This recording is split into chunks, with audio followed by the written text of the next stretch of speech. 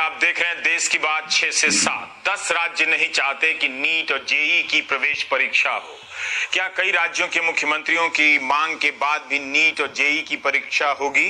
तमिलनाडु, राजस्थान, छत्तीसगढ़, दिल्ली, ओडिशा, केरल, पुदुचेरी, बंगाल, झारखंड, महाराष्ट्र, पंजाब के मुख्यमंत्रियों ने साफ साफ कहा है कि इस हाल में नीट और जेई की परीक्षा ना हो। क्या केंद्र सरकार इन 10 विपक्षी राज्यों की मांग को अनदेखा कर देगी? सोनिया गांधी के साथ 7 विपक्षी मुख्यमंत्रियों की बैठक चल रही थी। इस बैठक में महाराष्ट्र के मुख्यमंत्री उद्धव ठाकरे ने एक लाइन खींच दी। सबके सामने कह दिया कि तय करो कि लड़ना है कि डरना है। एक ही व्यक्ति देश चलाएगा, हम हाथ पर हाथ धरे रहेंगे तो संघीय ढांचे का क्या होगा? यूएस में उन्होंने स्कूल खोल दी और ऑलमोस्ट 97,000 बच्चे 1 लाख के आसपास वो संक्रमित हो गए। क्या करेंगे ऐसे अगर स्थिति हमारे आ गई तो? हम जाएंगे, केंद्र के सामने जाएंगे, ठीक है, हमारा अधिकार है, हम भीख नहीं मांग रहे। जो बात आपने कही वो सच है, भीख नहीं मांग रहे, हमारा अधिकार है, हमारी जनता का अधिकार है। और इसके बाद रणनीति पर बात होने लगी कि क्या क्या किया जाए। सुप्रीम कोर्ट में राज्य सरकारें अपना पक्ष रख चुकी हैं और केस हार चुकी हैं। फिर से चर्चा चली कि सुप्रीम कोर्ट जाया जाए, लेकिन उससे पहले प्रधानमंत्री से बात की जाए। इस पर पंजाब के मुख्यमंत्री कैप्टन अमरिंदर सिंह ने कहा कि प्रधानमंत्री को 3 बार पत्र लिखा है कि परीक्षा अभी ना कराएं, मगर उनकी बात नहीं सुनी गई। झारखंड के मुख्यमंत्री हेमंत सोरेन ने कहा कि सुप्रीम कोर्ट जाने से पहले प्रधानमंत्री से बात करनी चाहिए। पंजाब के मुख्यमंत्री ने कहा कि अपने अटॉर्नी जनरल को महाधिवक्ता को आदेश दिया है कि विपक्षी दलों से मिलकर रणनीति बनाएं। उन्होंने कहा कि प्रधानमंत्री के पास अगर समय नहीं मिला तो सितंबर आने में अब कुछ दिन रह गए हैं। बंगाल की मुख्यमंत्री ममता बनर्जी ने कहा कि इस मसले पर प्रधानमंत्री से बात करनी चाहिए, फिर सुप्रीम कोर्ट की तरफ चलना चाहिए। We also may appeal the Supreme Court if central government feel not to appeal. Then we, as a state government, because we are also elected government, let us do it together. Let us go to Supreme Court and let us request them to postpone it for the time being unless the situation allows students to sit for exam. We have written to the Prime Minister 3 times on this issue of University Grants Commission being told to hold the other college exams, to delay them or to let the students be passed. We are told no. Now, I think if, as Mamata ji has suggested, all of us states take this up combined with the Supreme Court and fight it out there. And let's try and see that the Supreme Court, which has so far given a negative opinion, may on a review petition, may listen to us. There are other problems of students and examinations. These are also being dealt with uncaringly. Now there are many more issues, and I'm sure you are much more aware of them than I am. NEET और JEE की परीक्षा को लेकर विपक्षी दल की सरकारें बनाम बीजेपी सरकार का मामला बन चुका है। विपक्षी दलों की बैठक में ओडिशा और दिल्ली के मुख्यमंत्री नहीं थे, मगर इन दोनों मुख्यमंत्रियों ने अलग अलग परीक्षा रद्द कराने की मांग की है। दिल्ली के उप मुख्यमंत्री मनीष सिसोदिया ने शनिवार को ही कहा था कि परीक्षा ना हो। कांग्रेस सांसद राहुल गांधी ने भी ट्वीट कर परीक्षा के विरोध को समर्थन दे दिया है। अपने ट्वीट में राहुल ने कहा है कि नीट जेई के अभ्यर्थी अपने भविष्य और स्वास्थ्य को लेकर चिंतित हैं। उन्हें कोविड के संक्रमण की चिंता है, आने जाने के लिए परिवहन और रुकने की व्यवस्था को लेकर परेशान हैं। सरकार को सभी की बात सुनकर एक स्वीकार्य समाधान निकालना चाहिए और इनके ट्वीट के नीचे #anti-student-Modi गवर्नमेंट लिखा है। उधर एनएसयूआई के राष्ट्रीय अध्यक्ष नीरज कुंदन नीट और जेई की परीक्षा को लेकर भूख हड़ताल पर बैठ गए हैं। वाम संगठन आइसा ने भी परीक्षा के खिलाफ सत्याग्रह शुरू कर दिया है। इस परीक्षा के विरोध में 4200 छात्रों ने एक दिन का उपवास रखा। हमारे सहयोगी आलोक पांडे ने यूपी के अलग अलग छात्रों से बात की है जो इस परीक्षा की तैयारी से संबंधित हैं। देश भर से छात्र और उनके माँ बाप ये सवाल पूछ रहे हैं कि जब इतनी बड़ी महामारी फैली हो तो सितंबर में दाखिले के इम्तिहान करवाने पर सरकार क्यों अड़ी है।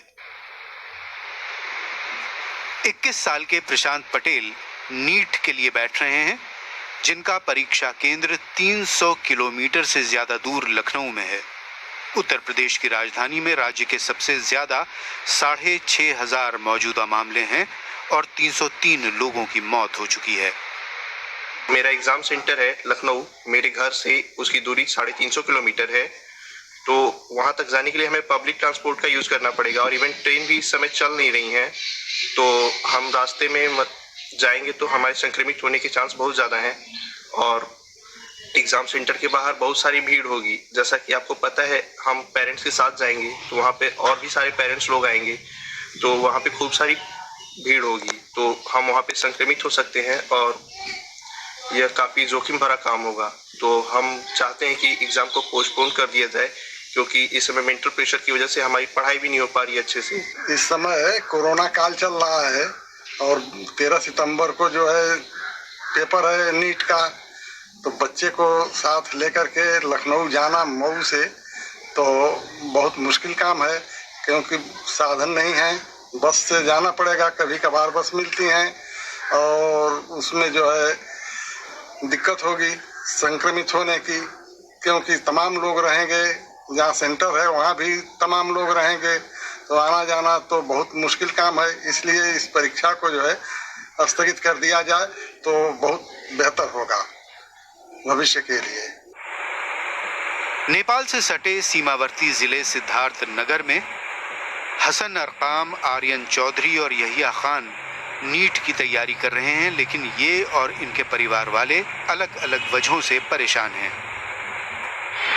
चूँकि अब अपनी प्राइवेट गाड़ी तो है नहीं, तो हमें गाड़ी हायर करनी पड़ेगी, जिसका 7,000 के करीब हमें उसका देना पड़ जाएगा। तो फाइनेंशियली तो अभी लॉकडाउन की वजह से सब जगह मतलब प्रॉब्लम हो ही रही है।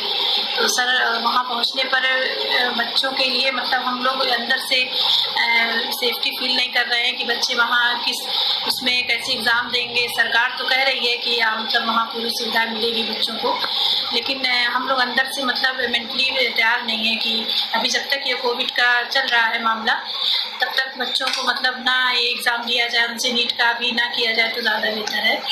एग्जाम्स मई में होने थे और उस हिसाब से हम लोग ने प्रिपरेशंस की थी, लेकिन फिर उसके बाद डेट्स 2 बार पोस्टपोन होने के बाद मतलब धीरे धीरे स्ट्रेस बढ़ने लगा और फिर प्रिपरेशन भी लूज होने लगी, और जिस हिसाब से प्रिपरेशन कोटा में होती थी, यहाँ पर उस तरह से पढ़ाई नहीं हो पा रही थी। पश्चिमी उत्तर प्रदेश के हापुड़ में भी छात्र परेशान हैं।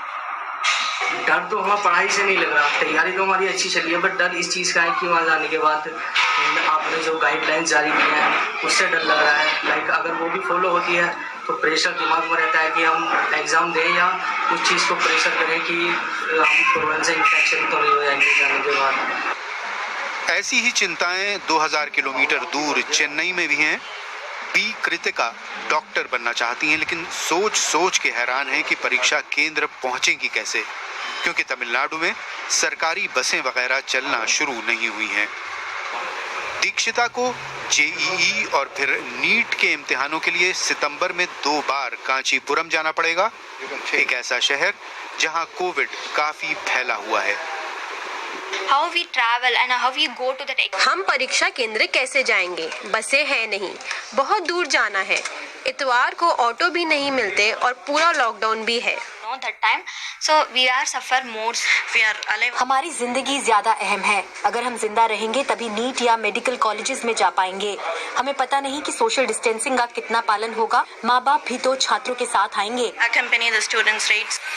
बाढ़ से जूझ रहे बिहार और असम में इस बारे में लोगों की मिली-जुली राय है। Condition of some states are still terrible for this virus, whereas the students of flood-hit areas. ग्रामीण और बाढ़ प्रभावित इलाकों में इम्तिहान देने के लिए कैसे जाएंगे? सरकार को इसका इंतजाम करना चाहिए था और एक तरकीब परीक्षा बढ़ाने की थी, जिसके बारे में लॉकडाउन के दौरान तैयारी कर ली जाती। Control the crowd.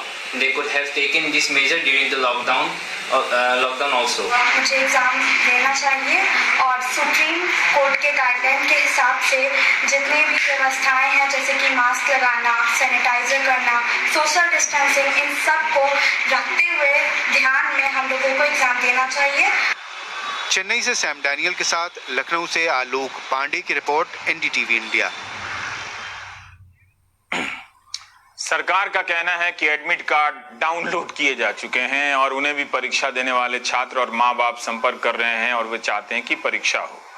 मंगलवार को परीक्षा की गाइडलाइन जारी की जा चुकी है। इस गाइडलाइन के जरिए भरोसा दिलाया गया है कि परीक्षा केंद्रों में सारी सावधानियां बरती जाएंगी लेकिन इस गाइडलाइन में एक बात है, हर छात्र को सेल्फ डिक्लेरेशन देना होगा कि वो कोरोना पॉजिटिव नहीं है, ना किसी कोरोना के मरीज के संपर्क में आया है।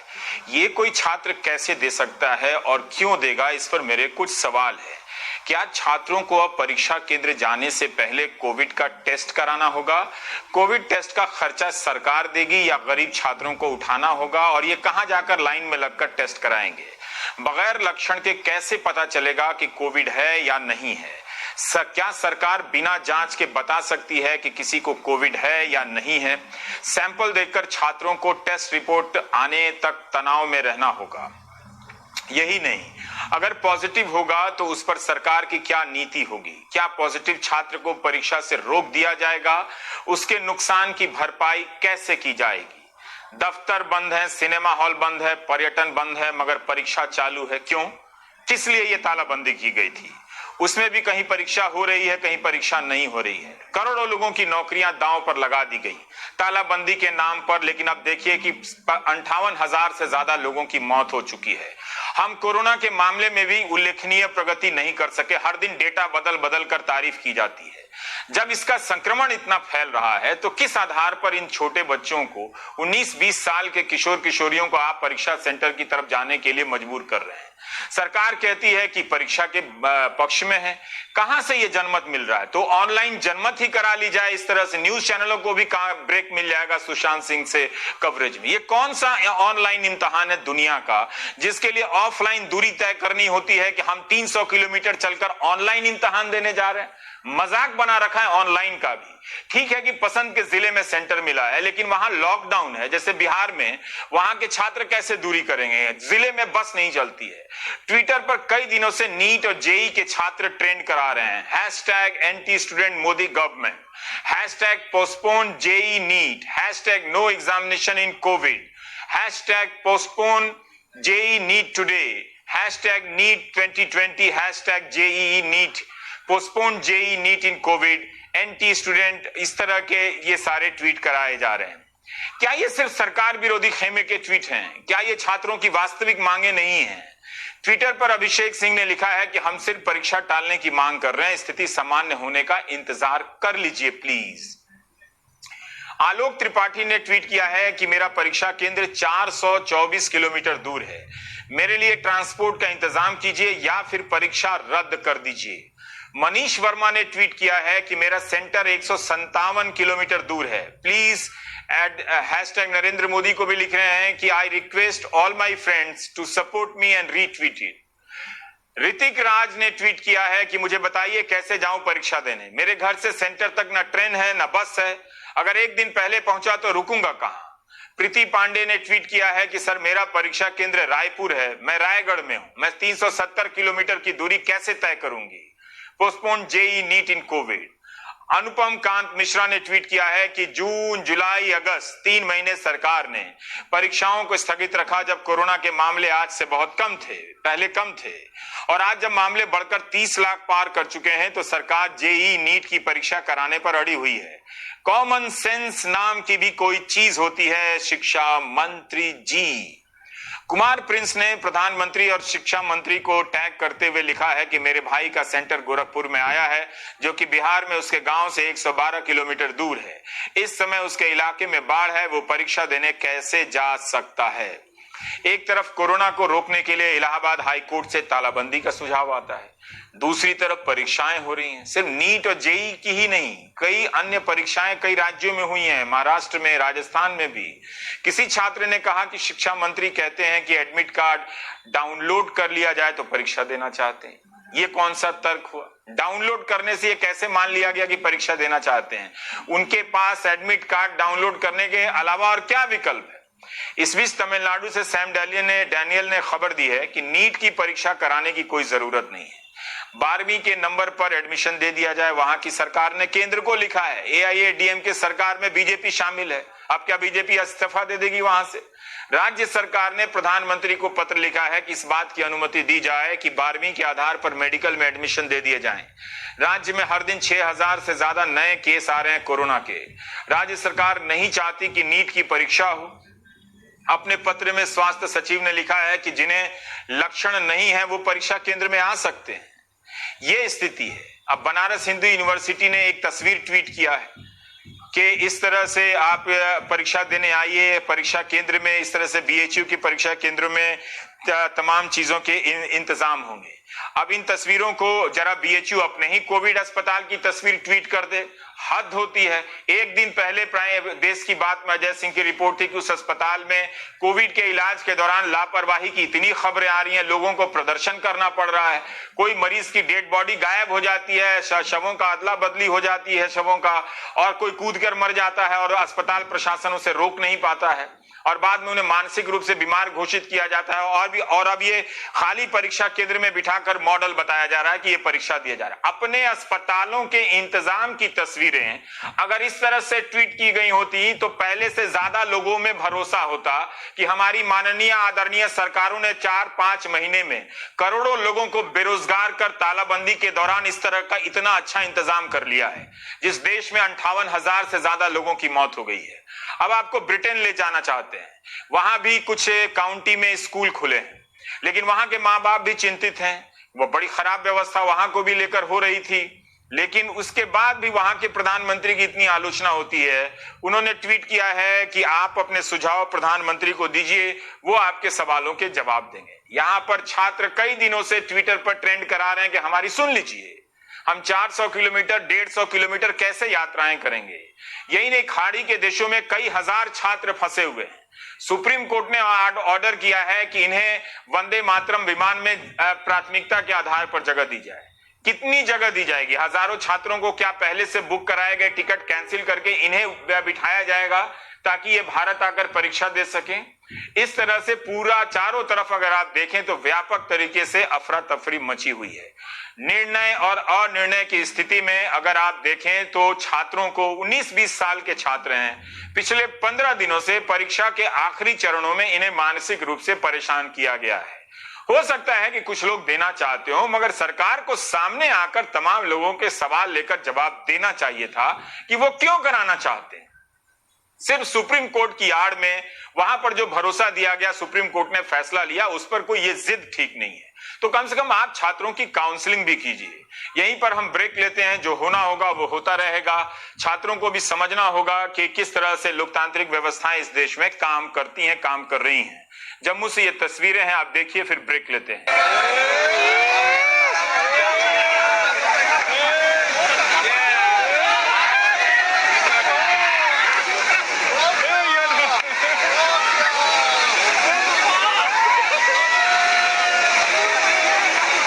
जहाँ पे थे वहां से जमीन खिसक गई, तो ये लोगों गुहार लगाते रहे प्रशासन से कहीं ना कहीं प्रोटेक्शन का बंदोबस्त कर पे।